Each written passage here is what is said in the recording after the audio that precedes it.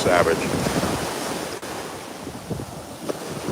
I'm doing my name study right now,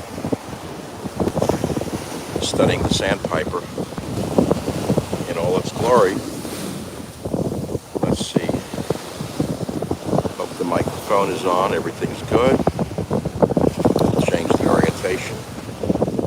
I like to come here at the end of the day and watch the Sandpiper sing for its supper. Unlike our welfare class that sits on its ass, demanding that we take care of it, the Sandpiper knows if it doesn't feed itself, it dies. And so through time, survival of the fittest, boys and girls. See how fast it runs away from the tide? It times it out so well, so it doesn't get too wet. Look, I love these birds. It's in the Sandpiper family. I can't tell you exactly what species. I'm not an ornithologist, but I love these animals. I have a book that I'll look at when I get home. They peck into the surf. Look at this little guy run. Now they usually travel in packs. This one's hungry, and unlike our welfare class, it knows if it doesn't eat, it will starve and die.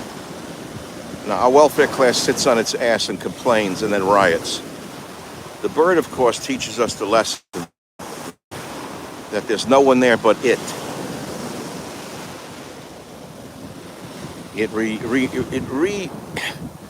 It reaffirms my love of nature. So it keeps me going.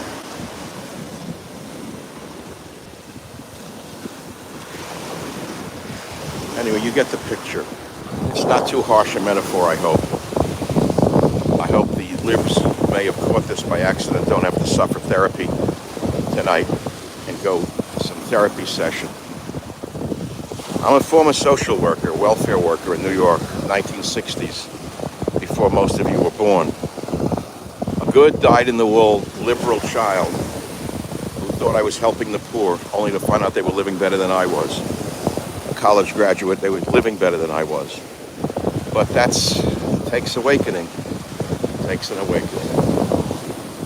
So I'm going to sign off. I just wanted to share the life of the Sandpiper with you for the moment. I hope that the noise isn't too great.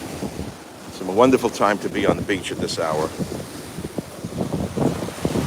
You see, there's no crowds during the week. When I do this again, I'll bring my microphone and receiver, so it's better for us to talk a little. Look how clean this water is. You know, this is the difference between East and West. I mean, I live in San Francisco. The water's brown and muddy. It's horrible. You come here and you see an ocean, Gulf Stream. Makes you want to dive in. It's very warm right now, by the way. It's extremely warm. It's almost summer weather. I have a chart in California which shows the temperature of the ocean in this area each month. It goes up a few degrees every month, and like by August it's so amazing. It's like a bath. Truly amazing. I should come here more often or move here or something, but I haven't done it yet. See, all the other sandpipers have eaten. So there's another miracle plant here aside from the seaweed, which we'll talk about another time. You could live on the seaweed or kelp, whatever it may be. You see this common, not so common coconut, Cocos nucifera? Well, it's been studied widely. My years of ethnobotany in the South Pacific taught me so many things about this remarkable coconut. It could travel long, long distances in salt water and then be washed up on a beach and be propagated into a palm tree. Of course, you can find sustenance in the coconut. The tree itself provides thatching, medicine, food. It's hard to believe, isn't it? All in one tree. Yeah, there's so much more to be learned about the plant world. Cocos nucifera, look it up. It's the not-so-common palm tree. Do you know that in World War II, our brave soldiers, when they were injured in combat and had no blood for transfusion, would use the liquid in the coconut in an emergency is transfusion liquid. I don't know if you know that. Goes another Sandpiper. He's not in a bar. He's not in a bar called the Sandpiper. He's on the bar called Nature. When she's hungry, watch her. If you haven't seen this, see what she does. Look. Where is she? Blends in perfectly. Look at her. Look how she runs just at the edge of the tide. Look at this. Look at the genius of evolution. Look, you see how she runs from the water? She lets it retreat. Watch. Now she lets it retreat, and watch what happens. I mean, if you've seen it, it's not a big deal. If you haven't, maybe it is. Maybe you never noticed what they do. So, watch.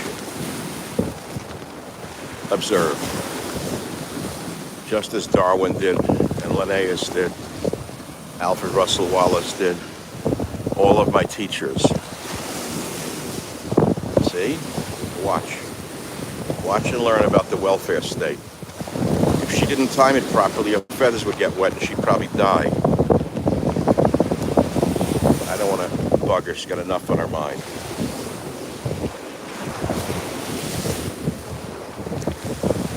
So, I'm just amazed every time I watch them feed how she lets the tide goes out. The minute it retreats, so the little coelenterates apparently breathe when the water retreats. They breathe, just as you do, and the bird gets it. And that's something. Teaches you a little about survival of the fittest. Something always eating something. Every animal wants to eat another animal. And the white smoke arose today. And we have another radical progressive. Did anyone say that yet in the media? That the last pope, Lenin's pope, stocked the cardinals with psychotic leftists himself? Just like the Democrats tried to do, just like they did in England, just like they did in France. And all the cardinals were left-wing fanatics. And there was no chance for a traditionalist to arise. You talk about a worldwide epidemic of leftism. You just saw it today with the white smoke. And I'm not a sandpiper.